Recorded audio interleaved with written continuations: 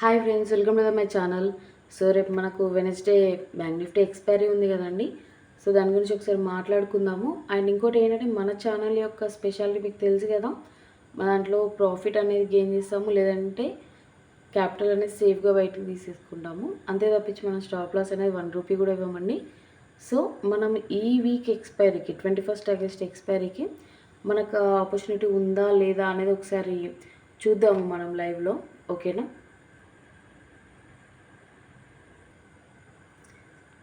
ఒకసారి చార్ట్లో ఒకసారి చూడండి. ఇక్కడ నేను లైన్స్ డ్రా చేశాను చూసారా, అక్కడ ఏంటి అంటే మార్కెట్ డౌన్ సైడ్ వచ్చే టైంలో అక్కడ సమ్ ఆర్డర్స్ అనేది ఉండిపోయాయి. ఓకేనా?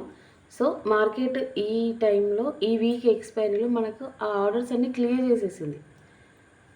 ఇప్పటి నుంచి మార్కెట్ అనేది ఫర్దర్గా అప్ సైడ్ వెళ్తుందా డౌన్ సైడ్ వెళ్తుందా అనేది మనకు రన్నింగ్లోనే తెలుస్తుంది. కాకపోతే ఏంటి అంటే ఇక్కడ చూడండి, చాలా వరకు ఒక 1 మంత్ 2 మంత్స్ నుంచి కన్సల్టేషనే అవుతుంది మార్కెట్.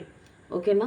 మధ్య మధ్యలో ఒక చిన్న మూమెంట్స్ ఇచ్చినా కూడా కన్సల్టేషన్ లాగే ఉంది. అంతే తప్పించి ఒక మంచి అప్ సైడ్ మూమెంటా లేకపోతే అప్ ట్రెండ్ మూమెంటా అనేది ఇవ్వలేదు ఆఫ్టర్ ఎలక్షన్స్ తర్వాత.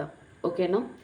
సో ఇప్పుడు మనము వీటిని ఎలా అనలైజ్ చేస్తాము, మనము బ్యాంక్ నిఫ్టీ ఎక్స్పైరీ రోజున ఎలా ట్రేడ్ చేస్తాము, అక్కడ మనకి ఆపర్చునిటీ ఉందా లేదా అనేది మనం ఆ ఇండికేటర్ అనేది ఎలా ఐడెంటిఫై చేస్తాము అనేది నేను ప్రైస్ యాక్షన్లో చూపిస్తానండి. ఒకసారి చూడండి. ఓకే?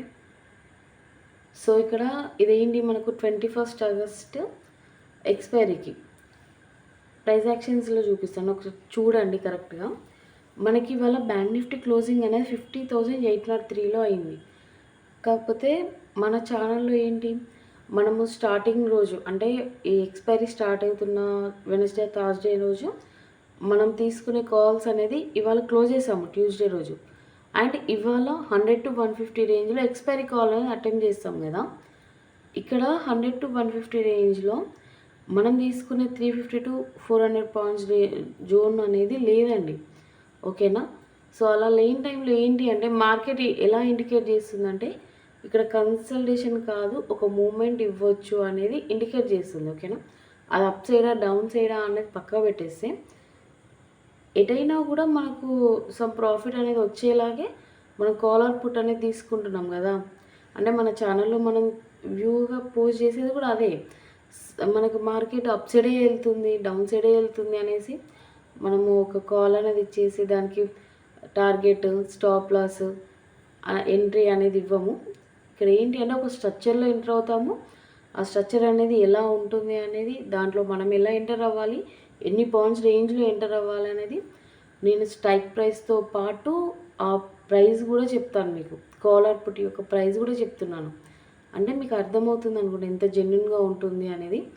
అండ్ ఇంకోటి ఏంటి అంటే ఈ 21 ఆగస్ట్ ఎక్స్పైరీకి మనకు క్లోజ్ అయిన ఈ 800 దగ్గర ఎటు కూడా మనకు 350 to 400 రేంజ్లో లేదండి. ఓకేనా? సో ఇలాంటి టైంలో మనము ఎంటర్ అవ్వడం కన్నా కూడా ఈ వీక్ ఎక్స్పైరీ కాకుండా నెక్స్ట్ వీక్ ఎక్స్పైరీకి అంటే ఈ 21 ఆగస్ట్ కాకుండా 28 ఆగస్ట్ ఎక్స్పైరీ ఉంది కదండి, అక్కడ ఏదైనా ఆపర్చునిటీ ఉందో చూద్దాము. ఓకేనా?